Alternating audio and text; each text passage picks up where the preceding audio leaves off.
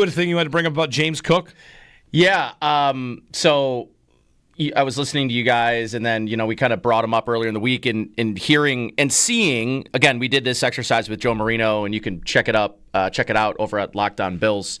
I think we had like 12, 14, a bunch of content creators. Yes, a panel of content creators. This is like my fourth or fifth year doing it. We vote on the 10 most important players to the future of the Bills, and like I had Ed Oliver as like my follow-up player and my profile because I left Ed Oliver out of my top 10, but he was also a player that moved down 7 spots. He was number 3 last year and ended up at number 10 amongst our consensus top 10. We also left out James Cook. Yes. And one person voted for him? Yeah, so Joe Marino put together this panel, 15 or whatever panelists, list the top 10 most important Bills. James Cook got 1 vote, and that vote was 10th. I didn't even consider James Cook when I put that list together. Wasn't even a name that I was like, because when you make these lists, Jeremy, right? Like a lot of times when you're making a list like this, especially when you're doing it for an exercise, you make the list and then you immediately like reshuffle it 3 times. You're like, no, I gotta move him there. Oh shoot, I left him off. Okay, I have to reshuffle this. At no point, I did this with T.J. Sanders. I did this with Dalton Kincaid. I'm like, Kincaid's got to be here in the top 10. He's a first-round pick. He's a pass catcher. I got to have him here. It didn't even cross my mind that James Cook should be or was even an honorable mention in this. So when I've putting this all together and thinking about it, I try to think about like why that was the case. Why did we all leave? Why did one person vote him and only vote him as 10th? And I thought about what this season could look like for James Cook. It's a really important season for James Cook, right? I mean, he's in a contract year. And he had a contract year type of season in terms of productions last year, which is why they're trying to get that addressed this year. I think there's a very good chance that if James Cook had been signed, or at least slightly extended, a year, 2-year extension, something, that not only would he be in the top 10, but that he'd be probably in the top 5.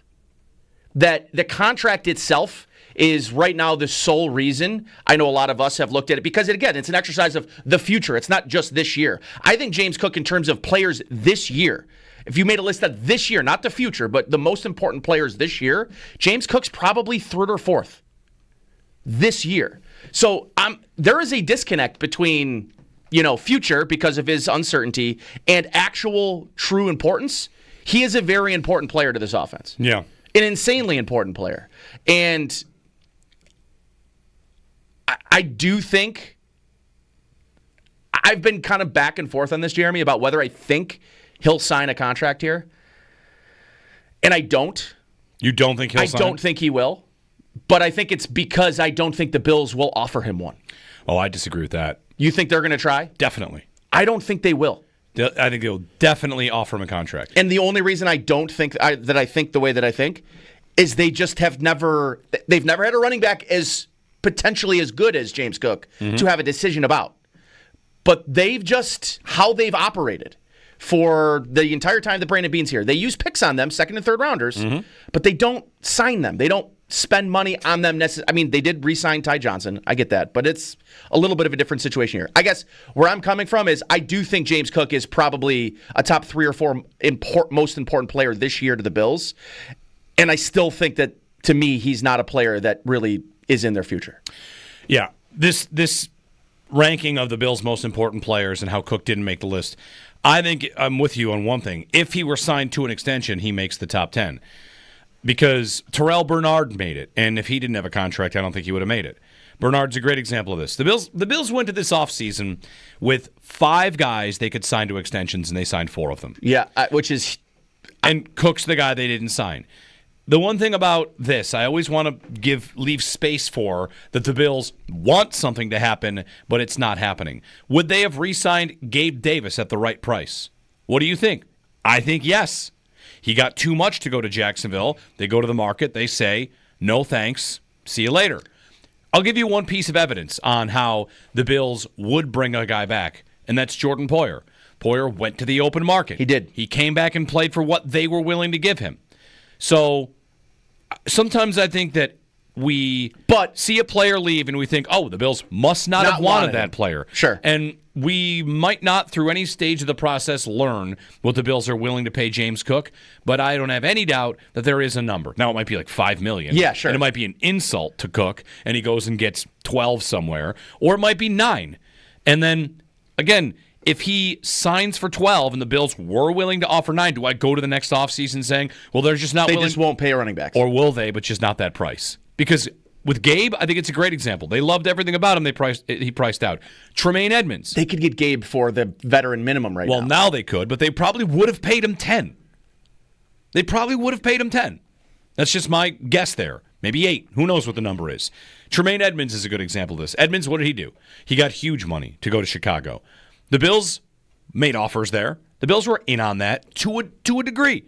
So, everybody's got a price, and every time this happens with the draft, this happens with free agency, what your team does is not every single thing they want it to happen. Things just go the other way. You think maybe you've got a good dialogue with James Cook. Maybe you have a good dialogue. He's having a really great year, and you're thinking, you know what? We like where this is going, James. Make sure you reach out to us before you sign somewhere else. And then March 6th comes around, or whatever day it is going to be, where legal tampering happens next year, and you find out some team gave him $18 million. You say, like, well, I guess that's that. We would have done it, but I guess that's that. So yeah, you never in the NFL get to see what bids didn't get selected. Exactly. It's not like a house. It's much like the draft board. Yeah. You never see what the team wanted to happen. You see how they ultimately got to their decision, and even then they don't show you their work. So I always want to keep that in mind, that the idea that they don't want to pay a running back. They didn't want to pay Devin Singletary. That's right. But Singletary, he did some things that Cook didn't do, like pass pro, but he fumbled a lot, and he wasn't really much of a breakaway, game-breaking threat, which is something that James Cook is. Is 100%. Big time. I am totally on board with signing James Cook. I think that as a former running back doesn't matter person, and I still am there largely, but when you have what the Bills have, the same way that you have with the Ravens and the Niners and the Eagles, can it not be?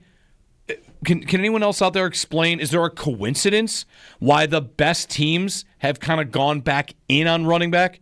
Not a team like the Giants with Barkley, but a team that's already good deciding it's important to have someone that's dynamic at this position. I don't think that's a coincidence. I think what they're seeing is the smart GMs have known this position has actually been undervalued, and when you pair it with something that's already a full build, you get more out of it.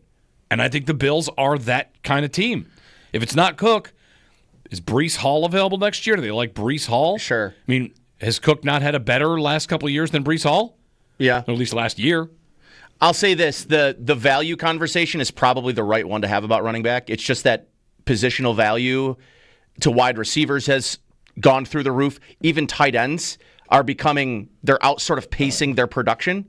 I mean, the number for tight ends in Kittle, what it could potentially be in a year for Laporta, or even a guy like Dalton Kincaid, it could potentially price them out value-wise. So the value conversation is, I think, an important one for running back. But what you brought up, I thought, was, I think, a point that probably doesn't get talked about enough, is that the good teams are now starting to value the running back position, where for a long time it's always been the bad teams. Always. Trying to build that way. And when you consider the fact that the percentage of cap that running back, the elite running backs now account for, elite running backs used to count for a larger percentage of the cap. Mm-hmm. It's a much smaller percentage of the cap now. So instead of paying your number 2 receiver $17, $20 million, you pay a really good running back $13, $12. Or if you're the Eagles, you do both. Yeah. You pay your top 2 receivers, a quarterback and a running back, and a tight end, and a left tackle, and a right tackle, and a left guard. Everybody. They spend a lot of money on that. They do. More teams can do what they do. They just don't. Not enough teams do.